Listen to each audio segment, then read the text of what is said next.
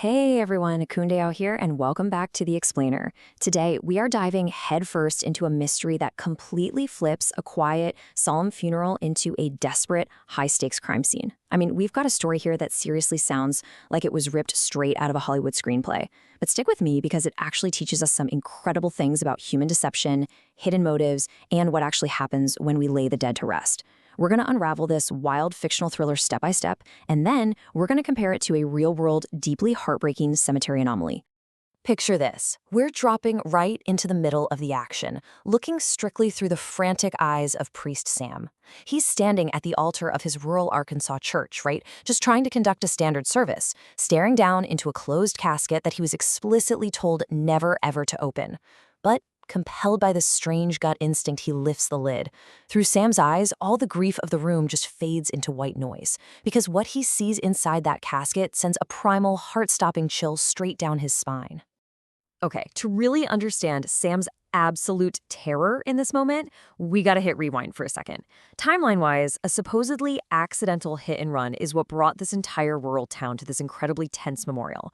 According to her parents, little Mary was the victim of a fatal accident, completely out of nowhere, with absolutely zero witnesses.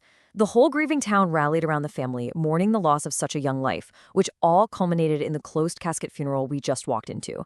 The parents were adamant that the lid stay shut, which, looking back, was definitely the first major red flag.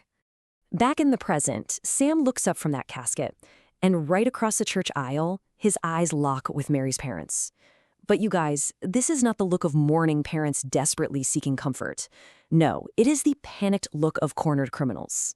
In that split second, they realize their dark secret is completely exposed to the one man standing at the altar. You can just imagine the pure adrenaline flooding Sam's system. He knows, for a fact, he cannot just finish the ceremony and let that coffin go into the ground. So, his voice shaking, he quickly wraps up the blessing. He retreats to a back room, pulls out his phone, and immediately dials 911. He has to alert the authorities before the shocking evidence inside that coffin is buried 6 feet under forever. But he isn't alone for long. Things go from bad to full-on nightmare territory in seconds. Sam gets cornered in that back room by Mary's desperate parents. First, it's a super tense standoff. They lock the door, literally begging him to call off the police. And when he refuses, they take terrifying action. They actually spike his glass of water while he's in the middle of a panic attack. As the darkness takes him, they drag his limp body and shove him into an empty coffin, completely silencing him from warning his assistants outside. With Sam literally stuffed away in the dark, the suspects make a break for it. They run from the church in an absolute panic, jumping into their car for a desperate getaway. But here's the catch.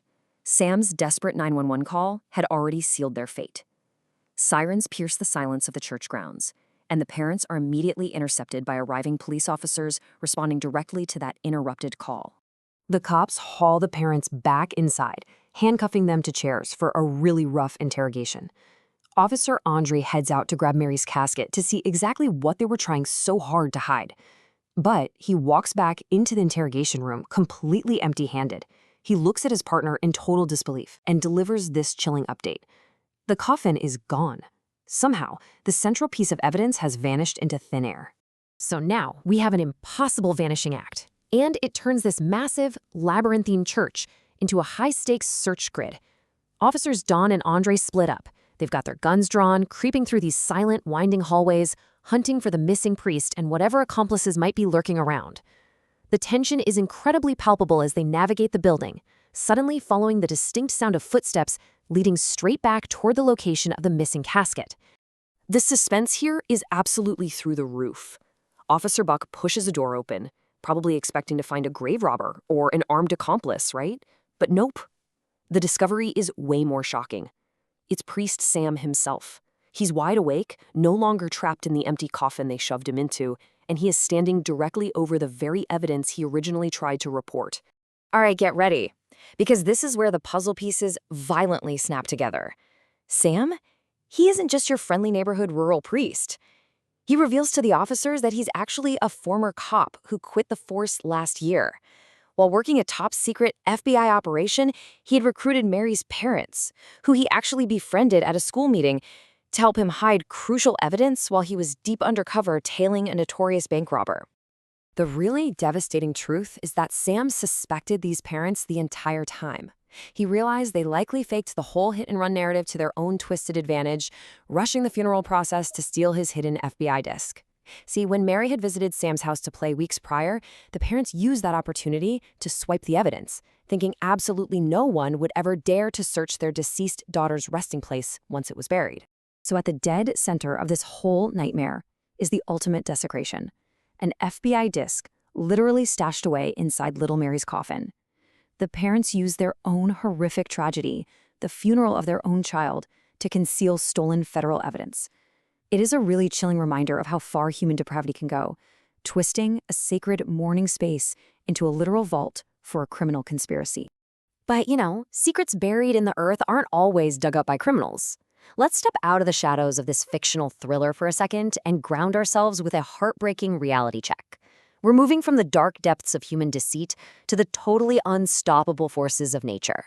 We're going to compare this fictional scenario to a very real-world case from Tennessee, where coffins were disturbed not by human hands, but by severe weather.